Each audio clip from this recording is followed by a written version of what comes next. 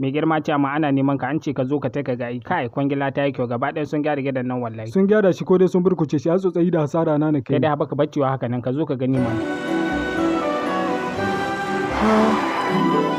Sai mai girma ce amma Allah sa kai 58. Da ko gaskiya ta wallahi wannan aikin ai yayi. Wow, gaskiya gwamna zai ji daɗin wannan gwamna house. Dai da rana sun aiki tukuru da gomin zuwa su don su ga sun faranta ma. Akan amana da ka ba su gaskiya so bakin mugu sun cika yan amana. Wallahi haka ne ranka ya dade. Ai abokin mu kake namu ba ja mu ci amayan ka. An tsada daki. Ke gwamna house tawa mun kai ba daki ba don uban ka. Jaman bile guda da ka ba mu ga ta can mun tushe mun gyara waje. Babu abin da babu wani killi na duniya da ka sani mun sahi ciki. Mun mai da gidan gwamnati wa ga jiha aljannar duniya. Yanzu ka kira mai girma gwamna ka ga mai ciwon mun gyara waje. To ai ba kiran gwamna da matsala ba. A'a, wadan na ga ya karami ga kudaden da mun ka ba ku mun ka ce ku muna gwamna hawa. Yakin bisa sai na mun ka ba magana haka nan ba biliyan guda mun ka tushe ku mun ka ce ku muna aiki. Jama'a son gwamna na magana. Tsakani da Allah ga wanga aiki ba a kashe biliyan guda ba. Ko kadan nan bai kama da gwamna house ba ina goyon bayan mai girma ce amma a shiga ciki a ga yanayin aikin ko ginin zinarin na sun kai. Bakin mugu ka mu shiga mu hito ko bata min da ya tsanni. Mu ta dan shege a wani duniya ta gaka. Jaman diddi ba ha gani don Allah. Abu kamar kalasa. Na rance da Allah ko bila ba ta yi lahiyar gidan gaba.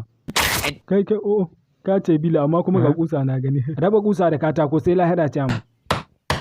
Wanga gambu da waccan taga kudin su miliyan 600. In shi ko da ban kasa miliyan 100 an kai shi. Hatta da kusa da ruwan aiki ba na Najeriya na ba. Amma dai wanga muke yi da firiza dukan su na karahuna na ku. Biye ubanka da mata. Na yance ayya gaba don shi jina ta ni ma an ka ba shi akon shi yan su cana. Dan dai na hoton babanka shi na zaka cewa ka cire. Wallahi sai na jira hoton babana. Wai ma mi kawo hoton babanka nan tunda dai na ga shi ma lebara na da shi ake aikin. Yaran nan sun taɓa yojin ginan nan. Honorable ba da kai nake ba. Wanga wuri da kaje da ka gani daki wai in abin ga kitchen na. To ni ma nan gake wake bura ubanka ce man katon ko ya ba Hassan. Gaba ɗaya jikina bani da cewa caccaka mana gidan ga kunkai. Haba kai ko mai girma ojiya zaka faɗa haka. Ka bar sauran zartar da hukunci ka take ido ba ka gani. Inna lillahi. Nan gaba ɗaya babu aiki duro ma na kunkai. Caman na rance ma da Allah bilan nan taka guda babu ta mun yanzu.